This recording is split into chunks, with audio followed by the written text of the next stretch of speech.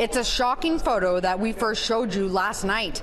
An inmate holding an iPhone and about to dine on fake takeout steak and lobster, delivered mysteriously to his cell at Toronto South Detention Centre.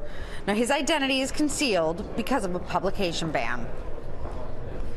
I'm Christina Howard, and for days we've been trying to establish how this alleged murderer and accused gangster was able to obtain that contraband. Now, here's what we know.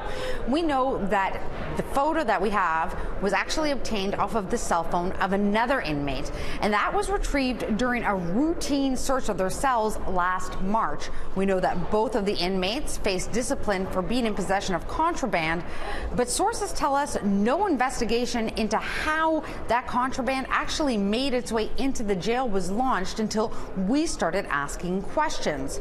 That's not what the minister says, though. I'm frustrated, I'm angry, but as soon as we learned about it in July, the Toronto Police Services did the right thing and started that investigation. My understanding is the internal investigation into how this food and this contraband actually got in there didn't start until Friday night. But the Toronto Police Services have been investigating. They are on the job. They are doing that now. The minister sounded very convinced, but when we verified her claims, she backed down. I will absolutely confirm it and let you know by the end of the day. She didn't. Yeah, I apologize for that.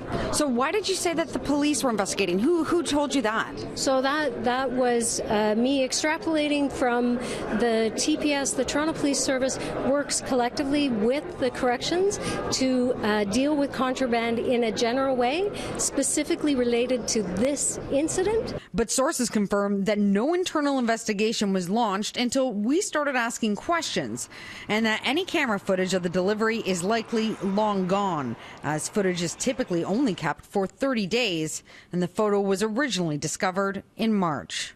That's what's making this jail so unsafe, is the fact of the amount of contraband that we have coming in, or the fact of the amount of weapons that are being made. Cobb says staff are increasingly assaulted and threatened by inmates, and the Ministry of Correctional Services acknowledges this rise in violence towards staff.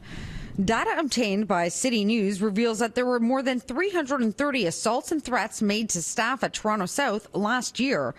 That's about a third more than at the next most violent jail, Central East Correctional Centre in Lindsay.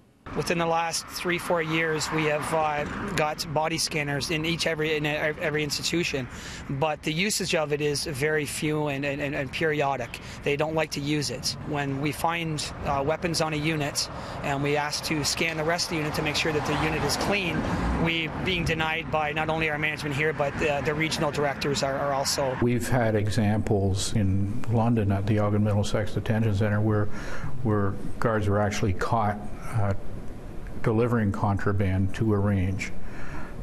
In that particular case, they couldn't convict the guard because they found so many drugs in the subsequent search that they couldn't determine what drugs the guard had delivered, and so she was acquitted.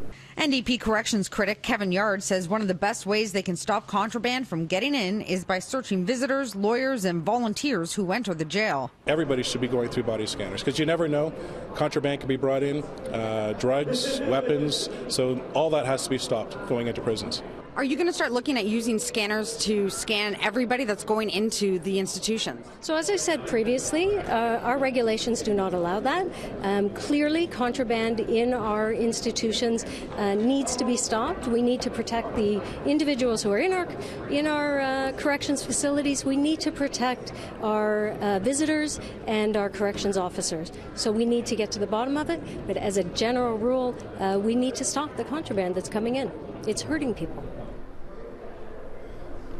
Now, if a staff member is caught bringing in contraband, they can be suspended or even terminated. The ministry would not disclose how many staff members have faced such disciplinary actions. Head to citynews.ca for an article that shows you how Toronto South, a $600 million jail that was supposed to be the model for reform and safety, has actually turned into Ontario's most violent.